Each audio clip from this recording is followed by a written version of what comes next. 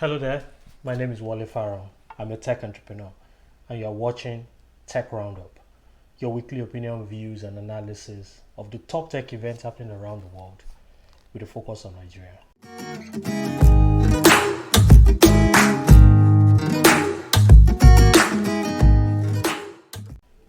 Our stories this week include the Cybersecurity Awareness Month, a new empowerment program by Mastercard Foundation and the EDC, and the intersection of technology and the latest Big Brother Naija reality show. To help me with the analysis this week is Joshua Chibueze, the CEO of PiggyVest.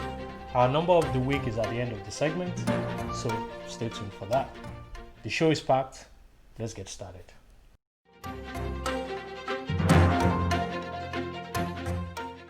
The Nigerian Communications Commission, the NCC, has kicked off the National Cybersecurity Awareness Month with a series of awareness campaign activities, starting with the formal commencement ceremony where the Executive Vice Chairman of the EVC of the NCC urged Nigerians to be cybersecurity conscious, a warning that was aimed at ensuring online safety for all internet users. In 2018, it was reported that about 60% of Nigerian firms suffered an attack, and reportedly $270 million was spent on cybersecurity. Nigerian companies reportedly lost billions in naira to cyber attacks, and the NCC lamented that cyber attacks are one of the biggest headaches of the telecommunication industry. To analyze this story, let's bring in Joshua.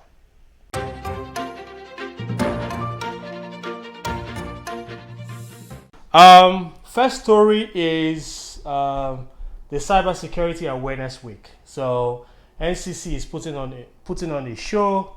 They are a government agency, and they are trying to put a few programs together to raise awareness around cybersecurity. The point of the story is obviously to highlight what NCC is doing, but to look inwards, especially on the corporate side. We know that in the last few years, there's been a lot of technology companies come up, a lot of technology-enabled companies as well. The way we used to think about protecting infrastructure and data 5 years ago is not the same way we think about it right now.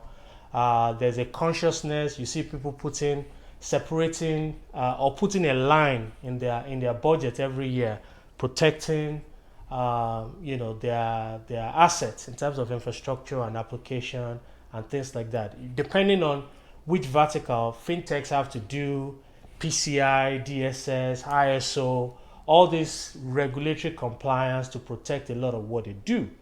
I'm just wondering, in from your own perspective, are Nigerian companies doing a lot? Is there still more that entrepreneurs, business managers need to think about from a security point of view? How do you see this? Okay, so I'll say this. I would say we have a fundamental problem, right? So we have an education problem in Nigeria. There's poor literacy, right? So what happens is a lot of other things are affected by this, right? You find that people are not able to decipher these things on time, right? So as a consumer product, for instance, you tell your customers, oh, be careful, don't give out your passwords, don't do this, don't do that. But you find out that, these things keep happening. And there is not much you can do because they do not understand the reasons why, right? So a lot of people today complain about, email hacks, all sorts of hacks and everything, but then they don't even understand how to protect themselves. The average Nigerian does not even know what 2FA means, right? So I think we have a long, long way to go when it comes to stuff like this. And I would say, we didn't get it right with education in this country. And A lot of things are being affected as it is. And, a lot of consumer companies are now having to do this education. And, sometimes it doesn't really get to everyone, right? Mm-hmm. There's not very much you can do, right? So you tell people, okay, protect your passwords, do all of these things, and then they still get into the same trouble. Mm. And so I would say it's we have a very, very, very long way to go. There is a lot that needs to be done, but Mm-hmm. I would say we're very wrong with education in the Mm. country, and a lot of people don't even understand the reasons for these things. But I'll say there's been a lot of awareness recently from banks, from consumer fintechs, as regards cybersecurity in the country. And I would Mm. say a lot of people are now more aware of the dangers of, being careless with certain things. So it's a long way to go. We're doing the best we can, and there's a lot more that needs to be done. A lot of people are not literate. A lot of people don't understand the need for all of these things, and it will take a lot more sensitization than we currently have. So I understand your point, and I totally agree.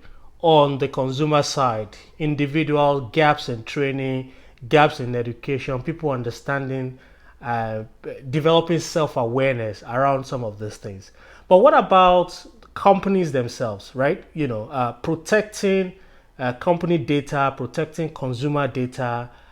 Do you think companies are getting, especially tech companies and tech-enabled companies, do you think people are making provision in their, operational expense, in their budget to take care of security-related, issues, anticipating what could go wrong, and apart from things that regulators make compulsory, they themselves protecting the asset that the organizations have? Or do you think it's the same way that you're analyzing the consumer bit? It goes the same way for corporates.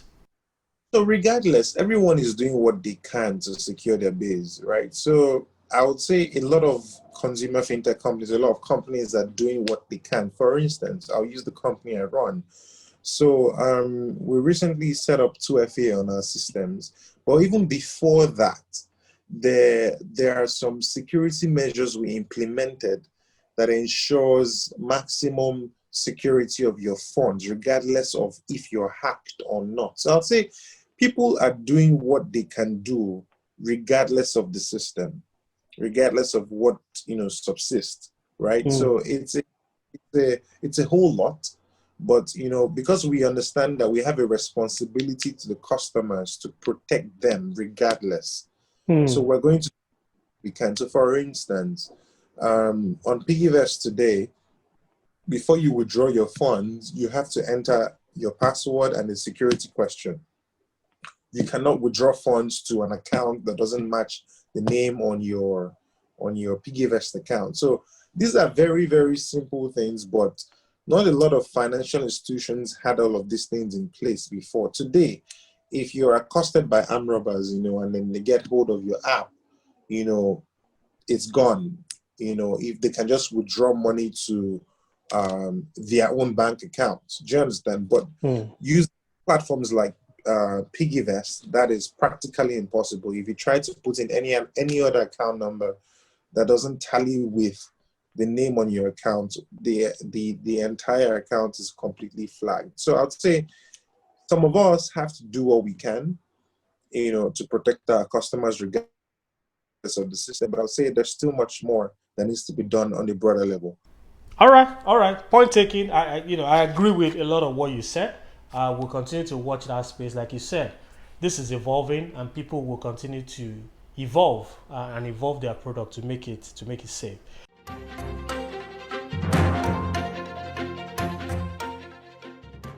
To our next story, the Mastercard Foundation is once again on the mission to positively impact an incredibly sensitive social economic challenge: employment, through their partnership with Enterprise Development Center, the EDC, to equip 40,000 young women and men in Nigeria with entrepreneurial skill.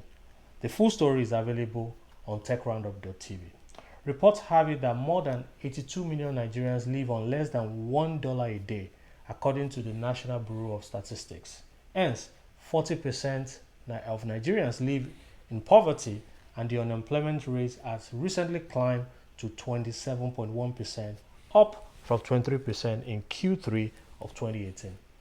Mastercard, known to be one of the world's most advanced tech company, collaborating with the EDC, will further bridge the gap of technology literacy among Nigerian youths. This collaboration could offer a glimpse into a technologically inclined future which we can expand and improve upon. This is assuming that the focus or the effort is on tech education as well. Sensitizing the Nigerian youth with programs with major players like Mastercard is essential to finding new, innovative ways that technology can change living and working in Nigeria. Joshua, what are your thoughts about this development?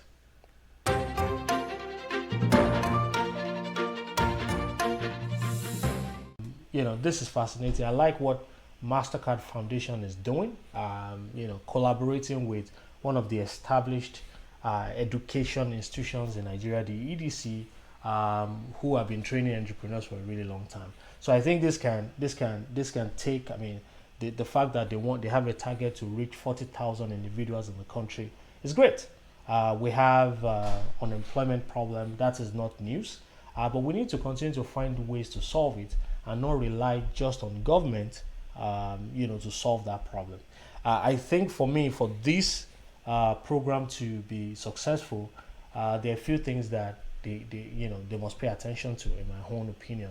One is the selection has to cut across board. It has to be, all demographic. I know that there's focus on the youth, but it has to be spread out.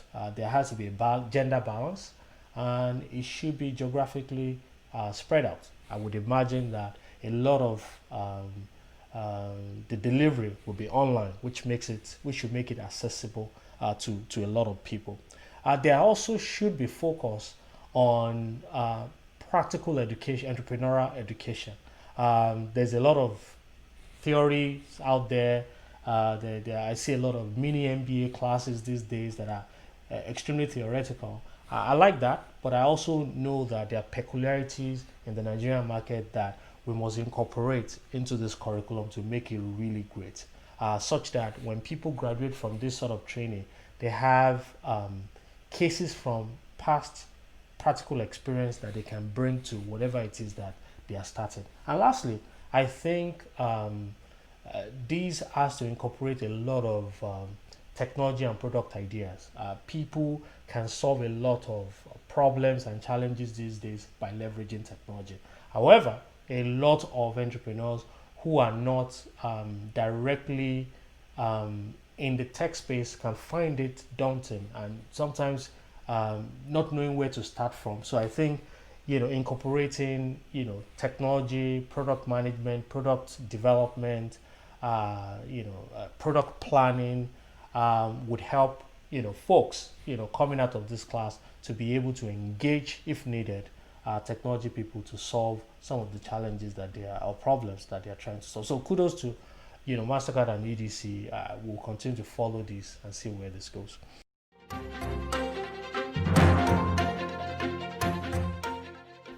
To our last story this week, our final one is on the just concluded season of the biggest television reality show in Nigeria and possibly Africa, which ended recently. The show had and still has many viewers riled up and glued to their screens for updates on each of the housemates. However, I can't help but think about how uniquely different the show was from the onset with the involvement of technology as a result of the coronavirus pandemic.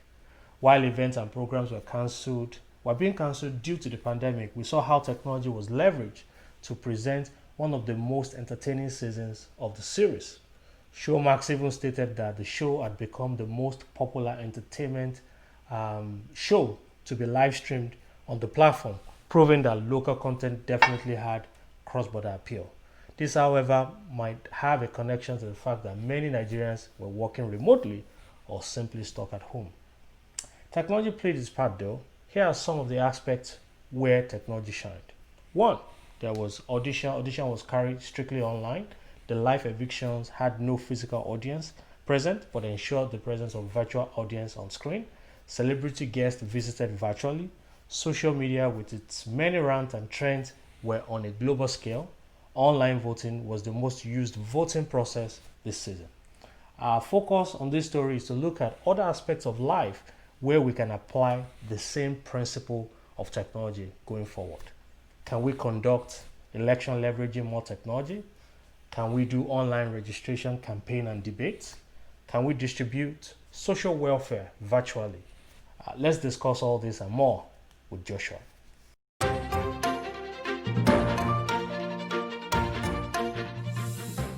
And the last one is the Big Brother Naija story. I think it's fascinating. There's a lot of buzz online about the show. Someone has won 85 million and it continues to win. So there's a lot of following there. And I almost felt that, we should talk about this on the show as well. Last year, we reviewed some of the technology innovation in the house itself, the cameras, how they follow the housemates, and things of that nature. But the point of this story is, how impressive, they apply technology to be able to pull this off, from audition to how the show itself was set up, to all the Sunday eviction shows and things like that. Technology was leveraged. Interaction with guests from outside was all virtual. So this is great. But I kind of have to think about outside of Big Brother. If we take Big Brother as a use case and we project it to other aspects of our life, voting alone was 900 million votes. If 200 million Nigerians voted, if we could all vote, that's at least 4 times that each individual voted. Think about that. How many people participate in the actual election to elect leaders in Nigeria? So this begins to challenge our thinking. Can we possibly leverage technology in an electoral process? Can we think of the idea of bringing in new adults, young voters, first-time voters, to be able to use their phone at some point to participate? I'm not suggesting using their phone to cast a ballot, but making it easy for people to register, making it easy for people to be verified to be able to vote. I mean, can we leverage technology in the campaign process such that you don't have to be well known, a political juggernaut for you to be able to contest in an election? If you're doing great work and you have an agenda and you can leverage technology to reach out to your constituent, why can't that happen?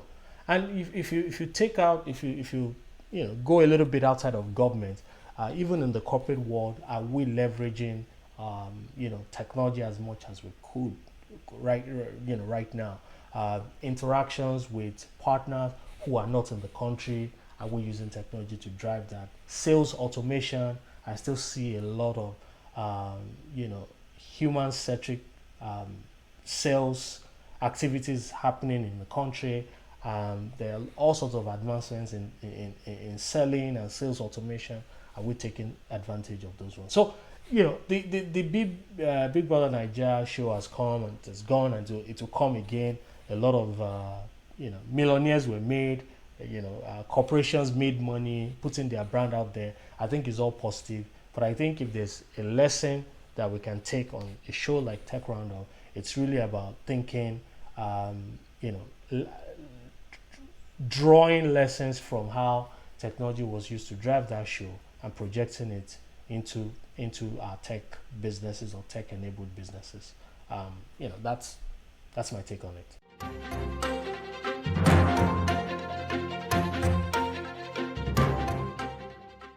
Our number of the week is 900 million.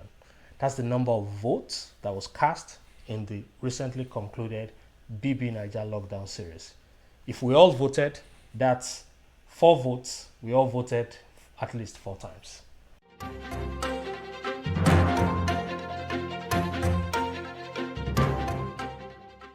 Welcome back. This is our article review segment where we review some of the leading headlines in tech over the last few days. Our first story is from TheVerge.com, and it says Excel spreadsheet error blamed for UK's 16,000 missing coronavirus cases. The UK failed to add nearly 16,000 confirmed cases of coronavirus to its national track and trace system due to an Excel error. A number of reports, including The Guardian, Sky News, and the Daily Mail, say the mistake was caused when an Excel spreadsheet used to track confirmed cases of the virus reached its maximum file size and failed to update. The second story is from CNET.com, and it says Airbnb reportedly plans to go public after US election, aims to raise $3 billion. Airbnb is reportedly looking to raise roughly $3 billion for its debut on Wall Street, according to Reuters. The home rental company revealed in August that it was planning to go public even during a time when the novel coronavirus had hurt its bottom line. And our last article today is on TechCrunch.com, and it says Facebook Portal had support for Netflix, Zoom, and other features. Facebook announced recently that it's bringing a number of new features and services to its family of Portal devices, including support for Netflix and Zoom. The company will also include easier ways to launch Netflix and other video streaming app via one touch button on its new remote system. That's all we can take this week, but as always, we love to hear your comments and feedback, so please connect with me on LinkedIn at Wale Farrell and on Twitter as well. And please remember to subscribe to the Tech Roundup YouTube channel if you haven't done so. Also, please like us on Facebook and Instagram and be part of our ever vibrant tech community. Also, make sure to follow our brand new daily show called Tech Roundup Daily. It's another way to keep in touch with what's going on in the tech world and to stay connected with Tech Roundup. Until next week, when we bring you another episode, here's me signing out. Have a good week.